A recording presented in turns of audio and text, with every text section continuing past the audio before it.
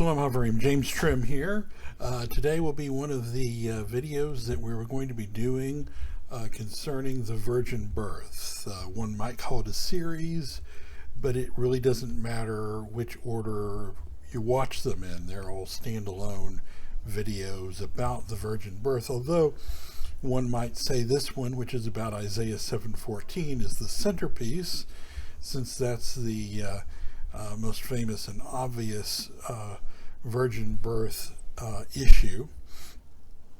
The last video was titled "Those Pagan Virgin Birth Stories Evaporate," and in that video we demonstrated that the many stories, or at least the claims that there are many virgin birth stories that were in pagan religions, and that the idea of the virgin birth of Yeshua is somehow an imitation of paganism. We demonstrated that that's false, that there's a popular meme that circulates that shows 6 pagan false gods and claims that each of these 6 pagan false gods had a virgin birth, and we went line by line through each of them and showed that they did not. That simply isn't true, except for Mithras and one of the Mithras mythology legends that's late, that comes after the time of Yeshua, has Mithras born through a form of artificial insemination, not necessarily indicating that his mother was a virgin, but even that is after the time of Yeshua, not before. Okay, go back and watch that video for that background. The point is that there is no pagan origin for the idea of the virgin birth, contrary to what has been circulated by counter missionaries. Today, like I said, I want to talk about Isaiah 7:14, but before we get going, I need to ask everybody to please donate to support this work. Donations this month have been very low, and I just, for those that don't know, my wife is disabled, chronically ill, and suffers chronic pain. I'm her caretaker. Just this last weekend, I had to pick up her prescriptions. They, as I mentioned last month, one of her prescription dosages has gone up, increased, and those, as a result, it's that prescription alone, and I had several to pick up, was over $275 a month. So if you could please donate to help support this work, I would definitely appreciate it. You can do that by sending donations by PayPal to donations@wnae.org, or by clicking on the donate link in the video description. By the way, just yesterday was our 33rd anniversary. We've been married for, I say 33rd anniversary. We have a tradition, my wife and I, of counting actually from the day we met, which was a year before, to the day, a year before the day we married. And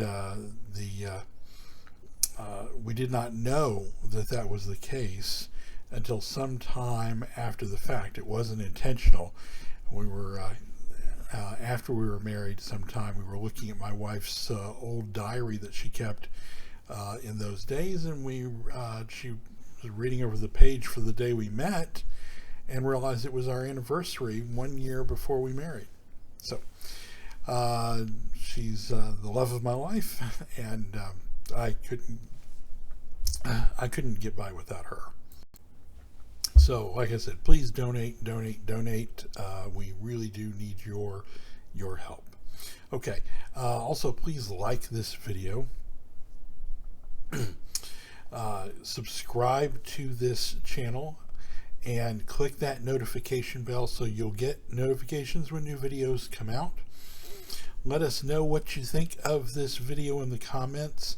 all and participate in the discussions in the comments. And some of the, I look at those and sometimes I reply to them, and they oftentimes lead to new videos in answer to issues that come up there, which is the case now. We did a video recently on the Ebionites versus the Nazarenes, and the virgin birth came up in that. And so that's led to some videos elaborating on the issue of the virgin birth. All these things help the YouTube algorithm decide which videos to recommend to new viewers, and we want to obviously get recommended to new viewers. And you can also help with that by sharing our videos on social media, whichever social media platforms you participate in, with your friends. All right, so as often the case, we have handouts with this video where you can follow along with some of the material. It's a PDF file, and you can get that PDF file and open it up by clicking on the handouts link in the video description as well. Now, the last 2-3 days, we've been having some problems with our website, Nazarene Space, with the website intermittently going down. And that's where that PDF file is stored. So if you click on the PDF file and it doesn't seem to come up, try again later, and you should be able to get it to come up, or just watch without that, without the file. And you can always come back later and download the file. All right, so Matthew 1:23 quotes Isaiah 7:14, saying, "Therefore, Yahweh himself shall give you a sign. Behold, an Alma shall conceive and bear a son, and call his name Emmanuel." That's Isaiah 7:14. Now, we're going to talk about this word Alma, the controversy surrounding it. It's Alma in the Hebrew of Matthew 1:23 and the Dutele and Shem Tob and Munster versions. It is Alma in the Masoretic text of Isaiah chapter 7, verse 14. We'll talk about the different versions a little later, but let's just talk about the significance of this word Alma. It's been the origin of a great deal of controversy. The truth is, however, the evidence is overwhelming that this is a Messianic prophecy, and it speaks and refers to a virgin birth of the Messiah. And we can show this in 3 ways. We will show this in 3 ways. First, the meaning of the Hebrew word Alma and why it would be used here. Second, the reading of other ancient versions of Isaiah 7:14, and I'll say also of Matthew chapter 1, verse 23. And the third is the overall context of the passage in Isaiah 7:14. So, turning to the second page of our handouts, it says the word Alma. So let's talk about this word Alma. It's been suggested that the word Alma, the Hebrew word Alma, simply means a young woman. And if Isaiah had intended to refer to a virgin, he would have used the Hebrew word Betula, which is the typical Hebrew word for virgin. So Alma, we could say, means a young woman or a maiden, and Betula, typically virgin. So the question arises, what is an Alma? What is a Betula? And why would Isaiah use the word Alma rather than Betula if it were to be referring to a virgin birth? So the word Alma refers to a young unmarried woman, one of whose characteristics naturally is presumed to be virginity, because she's a young unmarried woman, and it's not the 21st century CE when this is being written. So at the time Isaiah was writing, it was presupposed that a young unmarried woman was naturally a virgin. Just like it might be presupposed that grass is green. There is no passage in the Tanakh, no instance in the Tanakh, where the word Alma is used to refer to a woman who is not a virgin. In such passages as Genesis 24:43, which is referring to Rebekah,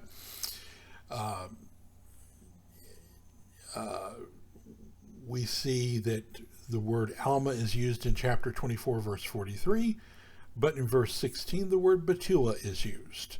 So naturally, she's an Alma, and it follows that she's a Betula. Okay. Song of Solomon, or Song of Songs, chapter 1, verse 3, and chapter 6, verse 8. In those passages, Alma clearly refers also to virgins. In fact, the Hebrew Publishing Company translation of 1916, which was a Jewish publisher, translated Alma as virgin in Genesis 24:43 and in Song of Songs 1, 3, and chapter 6, verse 8. Moreover, an ancient Ugaritic tablet was discovered which uses Alma in synonymous poetic parallelism as the synonymous parallel to the cognate of Betula. So what is Ugaritic? Ugaritic is a Semitic language similar to Hebrew. Ugaritic was originally a language we couldn't read, and it was cracked by an old friend of mine, actually, Dr. Cyrus Gordon. Before he passed away, he was a friend of mine. And Dr. Gordon, by the way, is Jewish, but not a believer in Yeshua's, was Jewish. He's, as I said, he passed away many years ago. I knew him when I was in my 20s, before he passed away. And he was one of the leading Semitists in the world. And he literally wrote the book on Ugaritic. He figured it out. And one of the things that he determined was that based upon this information, is that the word Alma could actually be translated as virgin. So it was used in this Ugaritic tablet in poetic parallelism, as synonymous poetic parallelism, as the parallel for Betula. Now, why is that significant? What is poetic synonymous parallelism? It's a form of Semitic poetry in Hebrew, Aramaic, Ugaritic, etc., where there's this sort of thought poetry. We see it in Psalms, where a statement is made, and then a parallel statement is made using synonyms in a parallel sentence structure. So in this tablet, the words Alma and Betula were being used as synonyms, as they are generally, effectively, when we compare Genesis 24:16 to Genesis 24:43. So Dr. Gordon actually wrote an article in the Journal of American Academy of Religion, issue number 2, page 106 in 1953. He said that this word Alma could actually, the title of the article is Alma in Isaiah 7:14. And he concludes in the article that the word Alma in Isaiah 7:14 could in fact be translated virgin, which is very interesting, like I said, because he was Jewish and not a believer in Yeshua's Messiah. So, why would Isaiah have used Alma rather than Betula when he wrote this prophecy? because a Betula can be a young married woman who's not a virgin, but still pure because she's married. And we see it used in that way in Joel chapter 1 verse 8, chapter 1 verse 8 of Joel. Lament like a virgin or Betula girded with sackcloth for the husband of her youth. So in Joel 1:18, this woman is married. She has a husband. Okay. Well, how do you have a husband? You don't have a husband unless you're married. And for those, spoiler alert, for those that don't know, in Jewish thought, if you will, in ancient times, in fact, the marriage was consummated by the marital act. So a married woman who was fully married was no longer what we would call a virgin, because but this is the problem with languages, you see. Sometimes the translation choice between two languages, you have to choose the best possible but the words, the English word that may be used to translate a Hebrew word may not have exactly the same meaning, but very, very close. The nuance may be, some little nuance may be different. And that's the case here, because the word Betula, whereas we would typically translate it as virgin in English, the word Betula can refer to a woman who has just recently been married. She's pure because she's a young woman, a newlywed young woman, but she's still pure even though she's not what we would call a virgin because she's married. So the marital act was sanctified. Okay. Let's talk about the other ancient versions. We've now seen, first of all, why Isaiah would use the word Alma, because an Alma is a young woman who is not married. She's never married. And so, since an Alma, at least in the Tanakh, in biblical Hebrew, is never married, I think it may be true of modern Hebrew, but I'm not an expert there. But an Alma in biblical Hebrew is never married. And so, since she's never a young woman who's never married, she's going to be a virgin just like grass is going to be green. Okay. And a Betula could be a woman who is a newlywed, who's therefore not what we call a virgin in English, who's performed the consummation of the marriage. And since that's the case, then that would explain why Isaiah would have used the word Alma instead of the word Betula. All right, so let's look at how it was understood in ancient times by looking at the ancient versions, the ancient translations of Isaiah into Aramaic and into Greek. So in Aramaic, in the Peshitta Aramaic Tanakh, in Isaiah 7:14, the word virgin appears in the Aramaic Peshitta version of Isaiah 7:14 as Betulta, which is the Aramaic cognate of Betula. So in the Peshitta Aramaic, the word Betulta, which clearly means virgin and not simply a young lady, is the word that is used. And it's important to realize also that the Peshitta Aramaic version of Isaiah is a literal Hebrew translation from the it's a literal Aramaic translation of the Hebrew of Isaiah 7:14. It is not a translation of the Septuagint. And you can tell that by looking at the sentence structure of the Aramaic text and comparing it to the Hebrew. It's very clear that it's a literal Aramaic translation of the Hebrew. Aramaic and Hebrew are cognate languages. They're both Semitic languages that are closely related. Greek is completely different. So if you translate something from Hebrew to Greek and to Aramaic, the sentence structure of the Aramaic will no longer closely resemble or exactly resemble that of the Hebrew. Whereas if it goes from Hebrew to Aramaic, the sentence structure will be almost exactly the same. All right.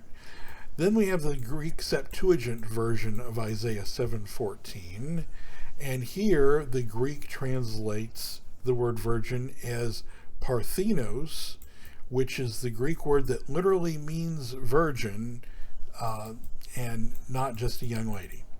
Yeah. Some will, the counter missionaries will say, the Septuagint didn't include Isaiah originally. Well, that's true. The Septuagint originally included only the Torah, but it's beside the point, because we know from other information that scholars are well aware that the Septuagint included the entire Tanakh. It was expanded to include the entire Tanakh well before the 1st century. In fact, by the 3rd century, I think, the book known as the Wisdom of Ben Sirach, in the Greek version, the Greek translation of the Hebrew, we found the Hebrew in the Dead Sea Scrolls and in the Cairo Geniza. In that book, the Greek translation of that book was prepared by Ben Sirach's grandson. And Ben Sirach's grandson, in the Greek preface to his Greek translation, says that refers to the entire Tanakh, the Law, the Prophets, and the Writings, in the Greek. It refers to their Greek existence. So we know that it existed, and this was well before the time of Yeshua, and well before the 1st century.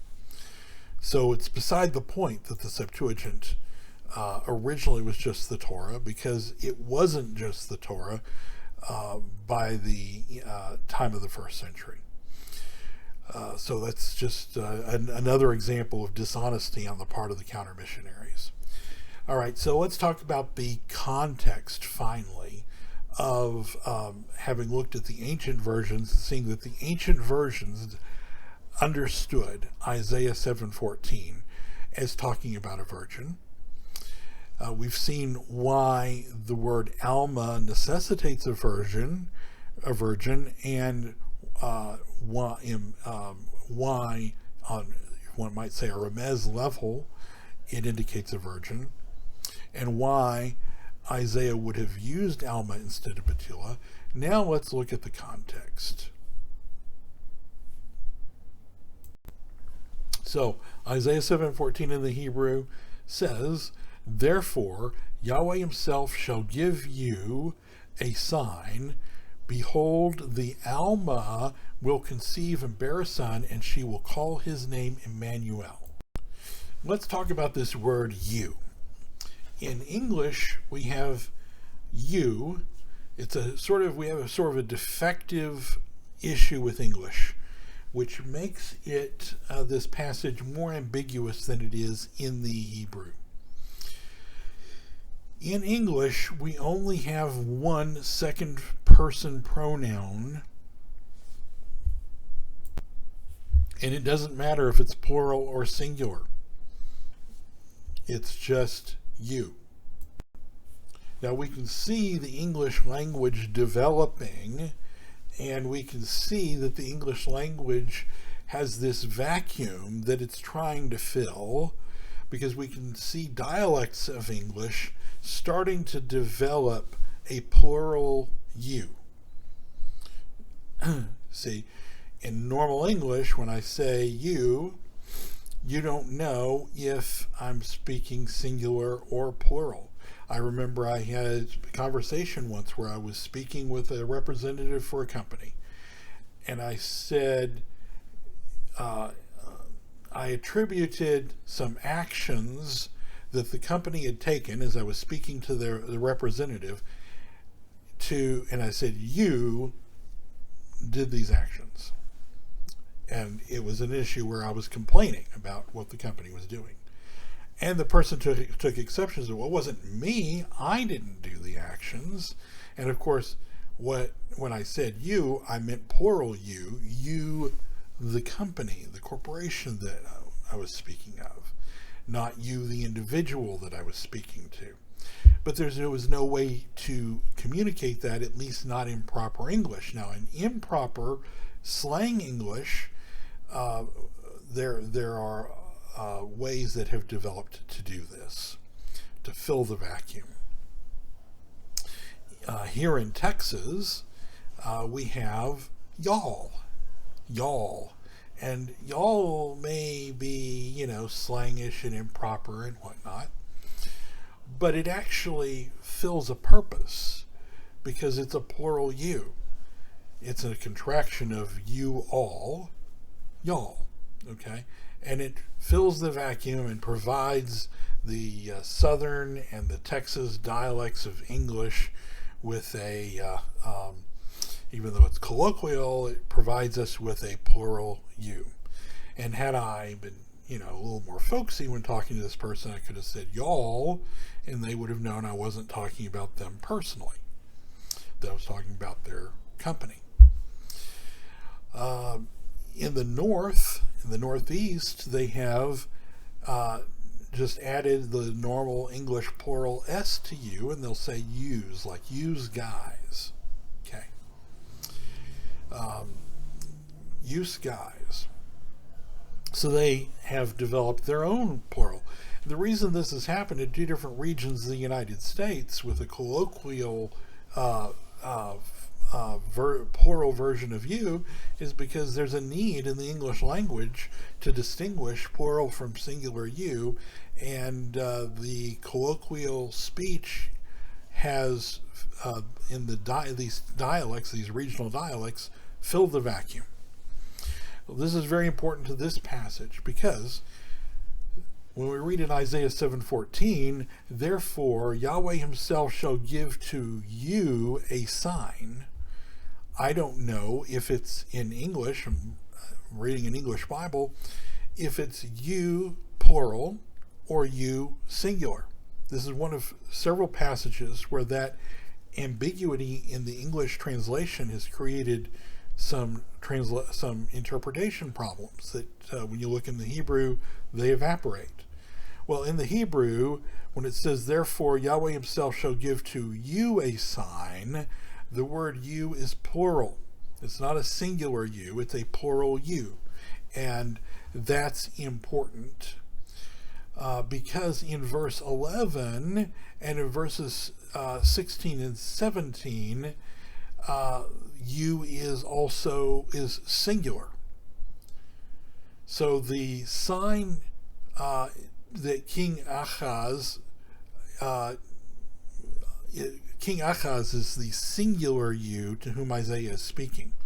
So I put this down here in the handout for you so you can plainly see it. Isaiah chapter 7 verse 3a, then Yahweh said to Isaiah, go out now to meet Ahaz, you, singular, and Shir Jeshub, your, singular, son. Then when we get to verse 10, Yahweh spoke again to Ahaz, saying, ask a sign for yourself, singular, from Yahweh, your, singular, God, your Elohim. Ask it either in the depth or in the height above. Verse 12. But Ahaz said, I will not ask, nor will I test Yahweh. Verse 13. Then he said, Hear now, O house of David, is it a small thing for you, plural, you, y'all, to weary men? But will you, plural you, will y'all weary my Elohim also? Verse 14, therefore the Lord himself shall give you, plural, y'all, a sign. Behold, the Alma will conceive and bear a son, and she will call his name Emmanuel. Verse 15, curds and honey he shall eat, that he may know to refuse the evil and choose the good. And verse 16, for behold, therefore the child shall know to refuse the evil and choose the good. The land that you, singular, dread will be forsaken by both her kings. And then verse 17, Yahweh will bring the king of Assyria upon you, singular, and your singular people, and your singular father's house. Note the clear distinction to what is addressed to you, plural, and what is addressed to you, singular, Achaz, King Achaz. And how this creates a distinction between the newborn in verse 14 and the child in verse 16. And this is, you can see this in the Hebrew. Thus, the birth in Isaiah 7:14 is not assigned to Achaz as a singular entity. Instead, it's a sign to the house of David, to all of us, really, to a plural you. Okay, so there's this distinguishment between the child in verse 16, which is assigned to Achaz, and the child, the one that's born to a virgin in verse 14. They can't be the same because they're addressed to different entities. There may be some allegorical relationship between the two. They may be tied together, but they're assigned to different entities. Okay. Now let's, as we go forward in Isaiah to chapter 8, in verses 8 through chapter 9, verse 7, here it also speaks of this same Emmanuel figure. So it's clear that the Emmanuel of Isaiah 7:14 and Isaiah 8:8 are the same as the child that's born in Isaiah chapter 9, verses 6 through 7. We're going to do a whole video on Isaiah chapter 9, verses 6 through 7, and its relationship to the virgin birth in the future. In fact, it'll probably be our next video. But here I simply want to say that this is a prophecy of the same birth. It's very clear when we compare them. So in the Ketuvim Netzarim, this is clearly applies this to the birth of Yeshua as the Messiah. Revelation 21:3 alludes to Isaiah 7:14 and chapter 8, verse 8 and verse 10. First Kepha chapter 3, verses 14 through 15 cites Isaiah 8:12 through 13 in regards to the Messiah. Romans 9:32 and First Kepha 2 apply Isaiah 8:14 to the Messiah. And Psalms 2:13 applies Isaiah 8:17 through 18 to the Messiah. And finally, Matthew chapter 4, verses 14 through 16, and Luke 1:9 apply Isaiah 8:23 through 9:1 to the Messiah. Also, one of 5 surviving fragments of the ancient Nazarene commentary on Isaiah. 3 of them fall. 3 of the 5 fall in this section of Isaiah, chapters 7 and 8, basically, and all 7, 8, and 9, and all 3 apply the passages to Yeshua, i.e., to the Messiah. All right, you might say, okay, well, that's just what the Ketuvim Netzarim and the Nazarene said, but maybe the Nazarenes were wrong. So let's look at what how the Talmud applies this passage. The Talmud applies Isaiah chapter 8, verse 14 to the Messiah. In the Babylonian Talmud, Sanhedrin 38a, it says, Judah and Hezekiah, the sons of Rabbi Hiah, once sat at the table with Rabbi and uttered not a word. Whereupon he said, "Give the young men plenty of strong wine, so that they may say something." When the wine took effect, they began by saying, "The Son of David cannot appear ere the two ruling houses of Israel shall have come to an end, the exiliarchate in Babylon and the patriarchate in Palestine.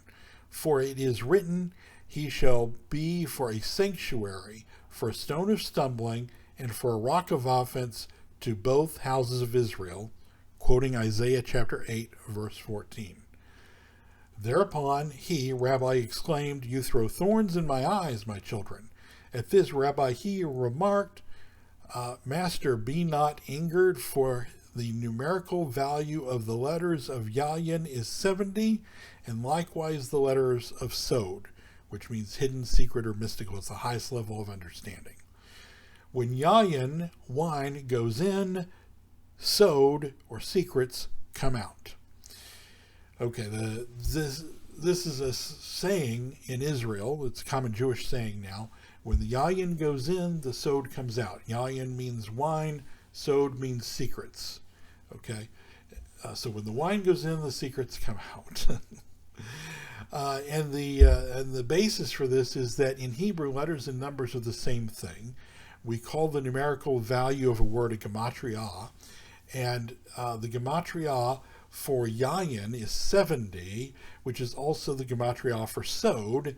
And the understanding in Jewish thought is that words have the same gematria, have some connection to one another, and that's the case here. And here it's all part of this interpretation that's saying that Isaiah chapter 8 verse 14 is talking about the Messiah. And it's very clear when we read through from Isaiah 7:14 to Isaiah 8:8 and then chapter 9 verses 6 through 7 that this is all speaking about this child that is born, and this is a prophecy of the Messiah. Okay. Like I said, we'll do more on Isaiah 9, 6 through 7 in the future.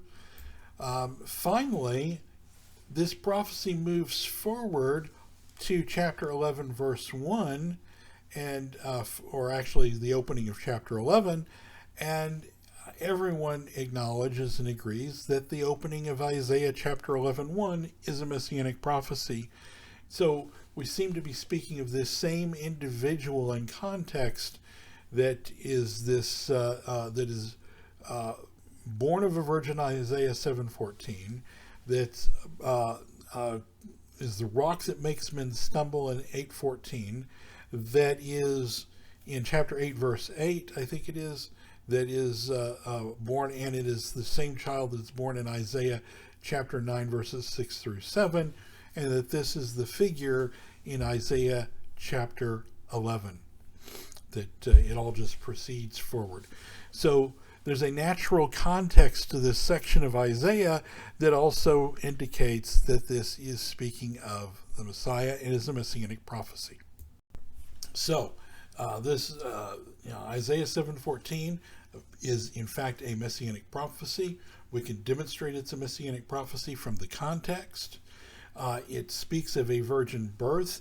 We can tell that because an Alma is naturally a virgin because she's a young unmarried woman, and the ancient the word betula wasn't used there because in Joel 1:8 a betula is actually the word is used to refer to a woman who's a newlywed and therefore not a virgin, as we would what we would call in English a virgin, who's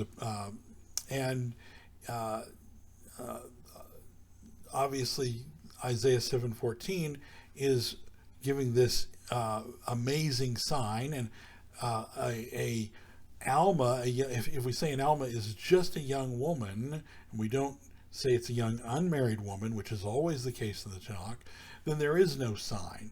I mean, a young woman gives birth, big deal. It happens all the time. That's no sign. We see this is not a sign to Achaz. It is a distinct, special sign to all of Israel. and that this is part of a chain of Messianic prophecy that starts in chapter 7 and works its way all the way to culminating in chapter 11, and really throughout the book of Isaiah. But and we see that the ancient versions, the ancient translations of the Hebrew into Aramaic and into Greek, understood Isaiah 7:14 in other languages as speaking of a virgin. Okay, so I think that that makes it pretty clear. We'll be looking at Isaiah chapter 9 in a future video, and we may do another video after that on another issue related to the virgin birth that I have that I'll look at and decide if there's enough information to make a video on it. Okay, so again, I need to ask everybody to please donate to support this work. We do a very unique work here, and the teachings that we do are uniquely researched, and hopefully they benefit you. And you can do that by clicking on the donate link in the video description, or by sending donations by PayPal to donations@wnae.org. Donations have been low, so we really do need your help. Also, please like this video. Please subscribe to this channel. Click on that notification bell so you'll get notifications of new videos. Participate in the video description and participate in the comment section and in the discussions in the comment section, and share these videos on social media with your friends. Until next time, shalom everybody.